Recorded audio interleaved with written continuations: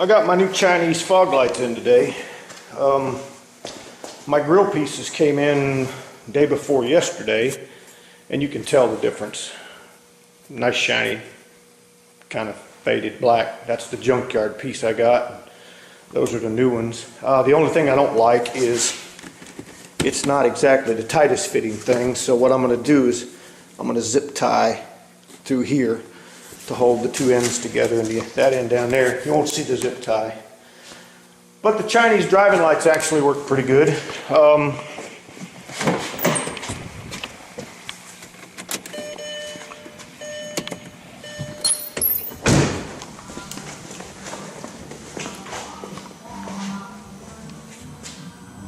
Not bad for Chinese driving lights. Also bought that headlight at the junkyard, which is laying over there next to Chris's. This one's the junkyard one. I sanded it, and that's the Chris's there. I was going to sand it. Turn that radio off so you don't hear the music. Can't hear the music, because if you hear the music, I will get flagged. There we go. Got rid of the music. This dent, I'm going to try and fix it rather than change the fender. I had actually tapped all of the high spots down. This is actually all low spots. So, you know, one of these days I'm going to take that pinstripe off. I'll grind that down, 80 grit, and put a little filler on it.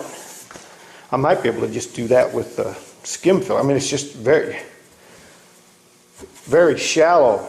I mean, it's just like a door ding dent.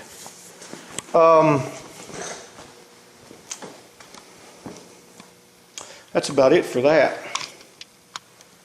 And I got a new toy a couple days ago or over the weekend. Our generators over here, you know, I've had them for quite a while. I actually got this one from the pawn shop. I've actually had two of those. I had one on my semi about 2004. Ran it so hard that the bearing in the armature, which is the generator head, went bad, and it was just, I heard it just scraping and grinding in the middle of the night. I got up and it was just throwing sparks, and just, I'd used it for probably 15 months non-stop every night, and it was wore out. In the weather, you know, all the bolts corrode. You'd never get it apart to fix it. I doctored up the pull starter like I've doctored this pull starter up. You know, the rivets rattle loose, so you pull it apart and bolt it together.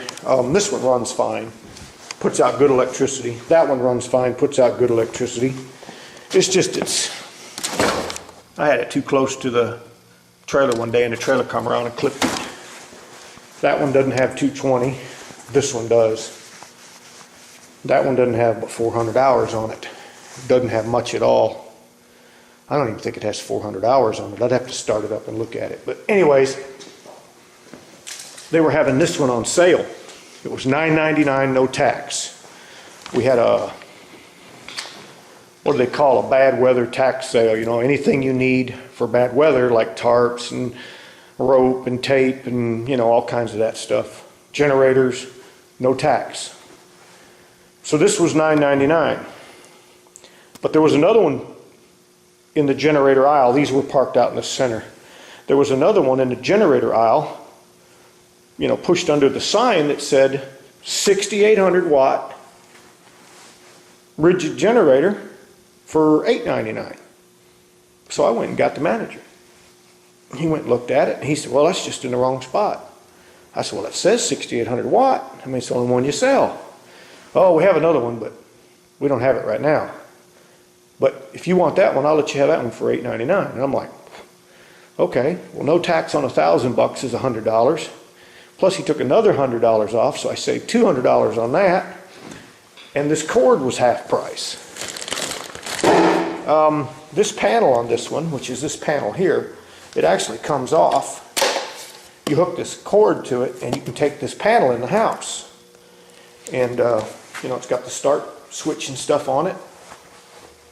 You know, so you can do everything, you know, with that 25-foot cord, and you have your plugs and stuff on it. And this thing here actually has Chinese writing on it. If anybody knows what that means in Chinese, Japanese, whatever it is, Pig Latin, who knows? Whoops, I don't have that in right. And I'd start it for you, but I done run the half a gallon of gas I put in. I put 3/4 of a gallon of gas in it and done run it out. When I got it, we couldn't figure out why it wouldn't start. We had the gas on. There was gas in the fuel filter, but you can take the little drain screw out of the side of the carburetor, nothing coming out. I said, well, hell, I know what's wrong with this. So I picked the handle up and tipped it back like this and dropped it. I did that twice. Fuel started pouring out of that screw. The float was stuck. This one's electric start, which I like the electric start part because my shoulders hurt so bad it's hard to pull start anything. It has the idle control, where if you're not using it, it'll just idle. Now I like that. And it's got the 220 volt plug with the circuit breakers here. And these are all GFCs. These are GFC plugs, but that's all right. Anyways, holds 8 gallons of gas. It's brand new. It's got these big tires on it. It don't have those dinky plastic,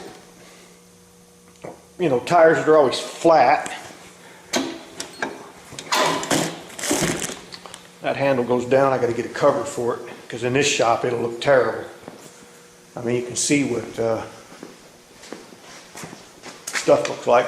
This my neighbor's. Everything's just covered with dust. That gas tank actually caves in because it gets so cold. This is actually a non-venting gas cap. I had it on my lawnmower and my lawnmower kept dying. I couldn't figure out why. It's because the gas cap wasn't venting. Anyways, so I got my driving lights in, and that's about all I know for today. That's it.